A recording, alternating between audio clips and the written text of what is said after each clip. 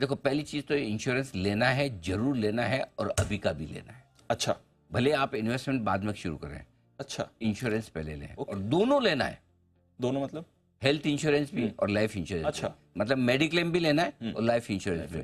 तो सबसे पहला काम इन्वेस्टमेंट में आपको इंश्योरेंस लेना है, ठीक है, इसमें कोई डाउट नहीं। इंश्योरेंस में जितना जल्दी लोगे प्रीमियम उतनी कम लगेगी, चाहे हेल्थ इंश्योरेंस हो चाहे लाइफ इंश्योरेंस। तो है, क्योंकि भाई आप कम उम्र में ले रहे हो तो आपके लिए जल्दी ऊपर जाने की संभावनाएं कम है ना जी। तो आप लंबा चलोगे तो उस हिसाब से इंश्योरेंस कंपनियां प्रीमियम कम लेगी। आप कम उम्र में लोगे तो आपके हेल्थ इश्यूज कम होंगे, इसलिए लाइफ मेडिक्लेम भी आपके लिए कम लगेगा। छोटे में शुरुआत करें भले, बाद में धीरे धीरे जैसे पैसे आपके पास आते रहे कवरेज बढ़ाते रहे।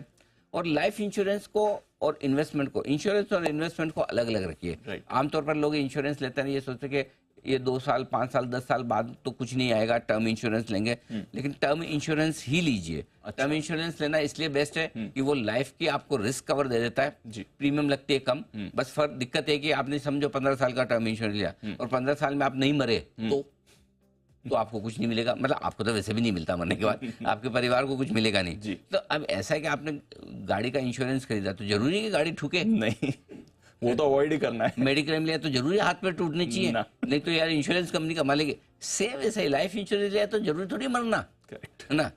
तो इसलिए इंश्योरेंस को आप एक प्रोटेक्शन के तौर पर लीजिए। टर्म इंश्योरेंस लीजिए, कम प्रीमियम लगेगी और कोई बात ही कुछ नहीं है। बाकी बचा हुआ पैसा वो आप ढंग से इंश्योरेंस में के थ्रू इन्वेस्ट करने के बजाय अदरवाइज कीजिए। या फिर आप वो ELSS ले सकते हैं, इक्विटी लिंक सेविंग स्कीम्स, जहाँ पे आपको इंश्योरेंस का फायदा भी मिल जाए और साथ ही टैक्स बेनिफिट भी मिल जाए।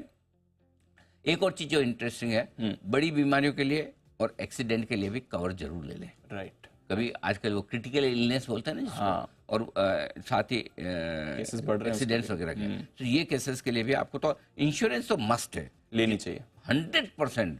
दोनों ही, मेडिकल इंश्योरेंस भी और हेल्थ इंश्योरेंस भी और लाइफ इंश्योरेंस भी। और इसको इन्वेस्टमेंट की तरह मत ट्रीट करिए। इन्वेस्टमेंट के लिए आप दूसरे मौके देखिए, इंश्योरेंस को प्रोटेक्शन के तौर पर जरूर लीजिए और शुरुआत वहीं से कीजिए। इंश्योरेंस होने के बाद आप फिर दूसरे इन्वेस्टमेंट पे जाइए। ये बड़ी भाई पहले तो वो डाउन साइड तो पहले प्रोटेक्ट करो, अप साइड के चक्कर में लगे हैं पहले। सेफ्टी पहले लो। सेफ्टी पहले।